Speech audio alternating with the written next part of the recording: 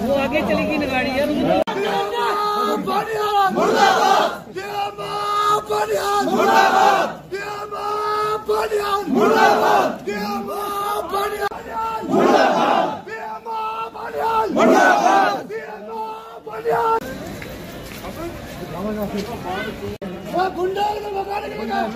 आज जो मसला हुआ है, ये मसला डेड बॉडी जो मंगित में हुई थी, और जब मंगित में उन्होंने कॉल किया 108 पे, 108 जो है वो बीएमओ कंट्रोल नहीं करता है। जो कंट्रोल करता है वो जम्मू में, इसका कंट्रोल रूम में बाज़ाब्ता तौर पर। और जब dead body out of station है तो यहाँ से एम्बुलेंस कैसे जाती है? मैं दिखा, अगर आपको किसी के पर्सनल रिफ्ट है तो आप बनहाल को क्यों इन्वॉल्व करते हो?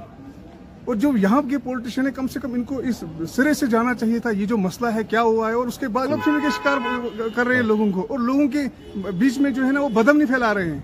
मैं चाहता हूँ इसकी वेरिफिकेशन हो, और जिसने भी ये गलत अफवाह फैलाई उसके खिलाफ एफआईआर लॉन्च होना चाहिए।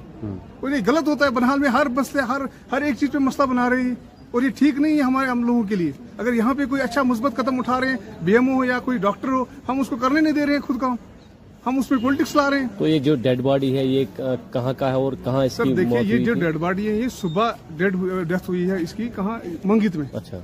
और सर उन्होंने 108 पे कॉल किया है, जिसकी ये डेथ हुई है, हम उसके साथ है। बट जो शोषा फैलाया जा रहा है ये गलत है। अगर डेड बॉडी यहाँ पे होती है, फिर इंक्वायरी होती है, फिर हम मानते कहीं ना कहीं गलती है।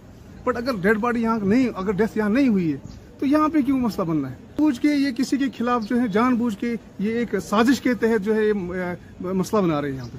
और मैं रिक्वेस्ट करता हूँ एडमिनिस्ट्रेशन से बात करें, और जिसने ये गलत बयानबाजी की है उसके खिलाफ एफआईआर लगाई जाए। इसका नाम है रोशन दीन सन ऑफ गुलाम हुसैन। ये मकड़पुर का रहने वाला है।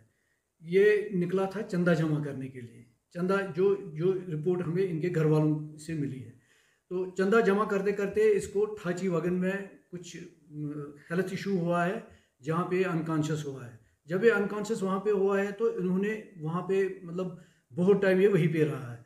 फिर कोई लड़की एक आई है, उसने इसको फ़ोन उसमें से निकाला है। इन्होंने फिर फ़ोन करके 108 पे फ़ोन किया है। 108 गाड़ी जो है वो उसका कंट्रोल जो है वो जम्मू में है, वो हमारे पास उसका कंट्रोल नहीं होता है। जब उन्होंने 108 पे फ़ोन कॉल की है तो वो जो 108 उन्होंने उनको बोला कि गाड़ी जो है वो इस वक्त आउट ऑफ स्टेशन है। तो इन्होंने फिर बहुत टाइम के बाद जब डेड बॉडी को लाया बानिहाल हॉस्टल में, मैं भी वहाँ पे प्रेजेंट था उस टाइम। जब वो लाई वहाँ पे, हमने उस डेड बॉडी को हमने जब उसको देखा, हमारा पहले ये होता है कि हमने उसको सीपीआर दिया। जब हमने उसको सीपीआर दे दिया पूरी तरह से तो वहाँ पे कोई रिस्पांस नहीं हुआ हमें।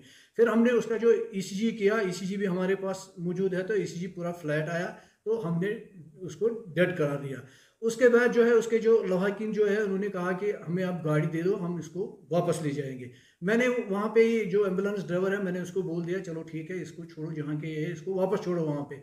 जो ही वो तैयारी करने लगे तो उन्होंने कहा कि आप मुझे पहले बताओ आपने गाड़ी क्यों नहीं दी हमें जब हमने आपको फ़ोन किया। मैंने कहा किसको फ़ोन किया? अगर मेरे पास आपकी कोई कॉल है, मुझे कोई कॉल आई है आपकी, आप मुझे दिखाओ, मैं जिम्मेदार हूँ इस चीज़ का। कहते हैं नहीं, हमने 108 को फ़ोन किया। मैंने उनको बोल दिया 108 जो गाड़ी है वो मेरे कंट्रोल में नहीं है, क्योंकि वो जम्मू उनकी कॉल जाती है, फिर जम्मू से वो वहाँ पे बात कराते हैं डॉक्टर से, उसके बाद फिर ड्राइवर से बात कराते हैं, वो तो मेरे कंट्रोल में नहीं है। तो वो उस वक्त थोड़ा इमोशनल थे, उनको जज्बात में वो थे, जज्बात में आके उन्होंने वो बात समझी नहीं, तो उन्होंने कुछ यहाँ पे वो नारेबाजी की, जो कि मतलब जिसको मैं पूरे दिल पे नहीं लेता हूँ, क्योंकि मैं समझता हूँ कि जब किसी की मौत होती है तो उस टाइम उनकी क्या हालत होती है। जो ही मैंने अब उनको गाड़ी दी, अब फिर वहाँ से थोड़े से कुछ लोग होते हैं जिनको ये मतलब होता है कि कुछ पंगा होना चाहिए, तो उन्होंने उनको थोड़ा सा कह दिया कि नहीं आप बोलो कि आप तहसीलदार को लाओ, एसएचओ को लाओ कि उन्होंने गाड़ी क्यों नहीं हमें दी।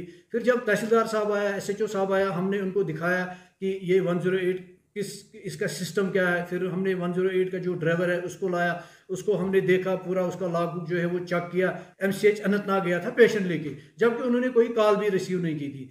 तो उनका बस यही था कि 108 पे हमने कॉल की, आपने क्यों दी थी, क्योंकि वो इस चीज़ से वाकिफ नहीं थे कि 108 मेरे कंट्रोल में नहीं है।